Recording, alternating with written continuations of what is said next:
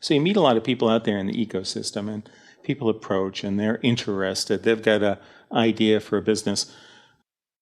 Why do you think there's that attraction to be an entrepreneur? Why do you think so many people in our universe are attracted to becoming an entrepreneur? I mean, they make a lot of money. That's the dream, I suppose. I think they're the right reasons and the wrong reasons. And one of the things that I like to do is to ferret out what those reasons are. So I have memories of and stories of entrepreneurs that I've asked that question to that surprised themselves when they had to answer it honestly.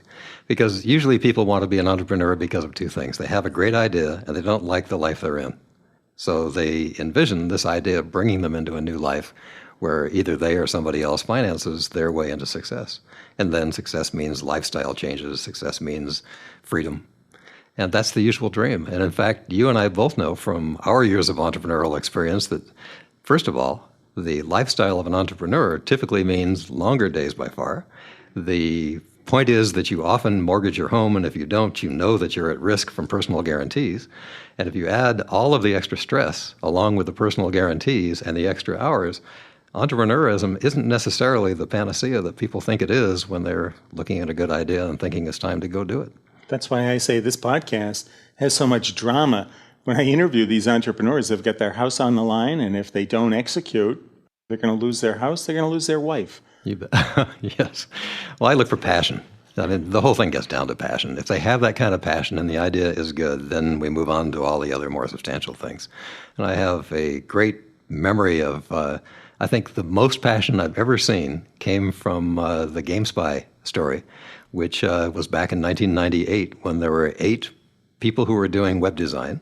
And at 5 o'clock every evening, they would stop religiously, I mean, really stop, hard stop, and begin playing internet games. And they were using a tool that they had found and they had licensed, and they were actually putting out on the web for others to use free. And they had gathered, I think, over 1 million people coming to their website and downloading this tool. And these people were finding other players with this tool and all over the world joining into games together in what we call lobby software. Well, GameSpy built over the years into quite a big company, but that was the beginning, and that's what I saw. And it was that passion of those 8, led by an entrepreneur that really understood the game industry, but not necessarily the process of making money from it, that let us end up building what I think to be one of Orange County's largest internet businesses over time. And as I listen to you describe that, Dave, I get this sense that entrepreneurs often experience a shifting of focus as they get started with one idea, thinking what their core competence is, and then that perhaps the marketplace is going to fine-tune that for them. You see that, I'm sure, in many of your companies. I don't think I can name one company whose business plan I saw, or at least whose executive summary I first saw, that looks like the same company that it did back then. Not one. And so there has to be a flexibility in management. Often that means that the management has to be hit on the head by the board. Sometimes the entrepreneur has to step back into a development role or a marketing role while somebody else with a bigger vision comes aboard.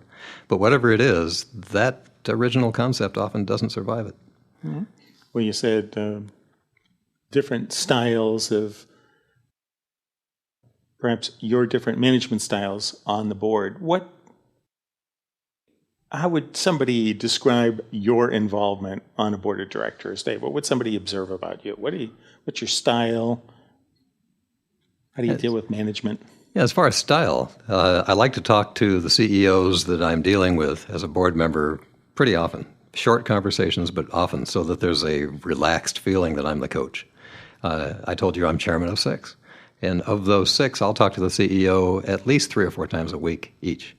And the point is that with that kind of an informal conversation, you're beyond the point of defense. And you really do say what's on your mind, and that's the important thing.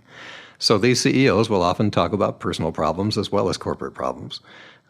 In many cases, fundraising is always at the top of their mind. Even if the cash-out date is 6 months to a year from now, it's still on their mind.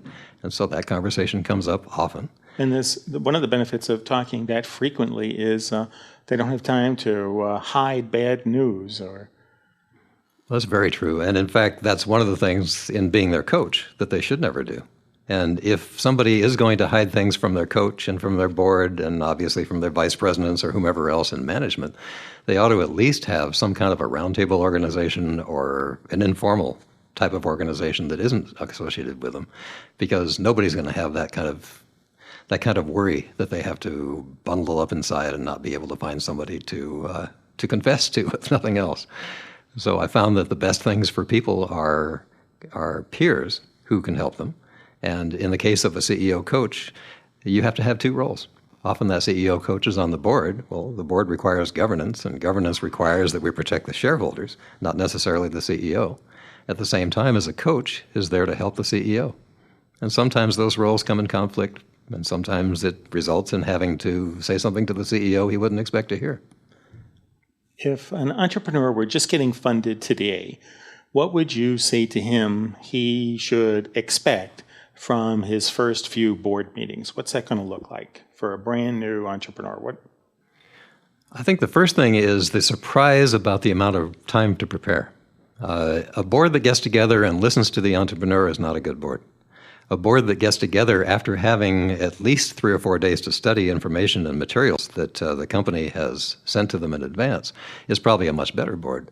An entrepreneur that presents the status and talks about the things that have gone right and the things that have gone wrong, but in a short enough time that there's time for the board to speak for at least an hour out of a typical 2-hour board meeting.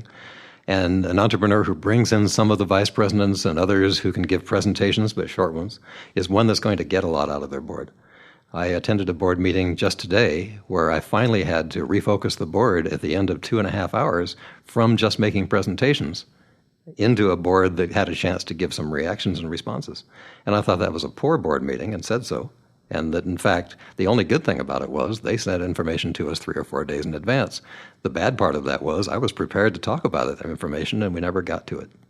It's a learning curve with lots of things, and certainly for a CEO to manage his board and harmonize with their objectives for a meeting, too. I often say perhaps entrepreneurs are going to be surprised at how much time is spent on the numbers. Is that what you find too, Dave? The revenue forecasts, the cash on hand, that's all going to be scrutinized quite closely, isn't it? It depends on the stage of the company, but it's always to be scrutinized. But in the cash sense, which is, I guess, the most important single thing we look at in young, early stage, fragile companies, often, depending on the stage of financing, we have a 13-week rolling forecast.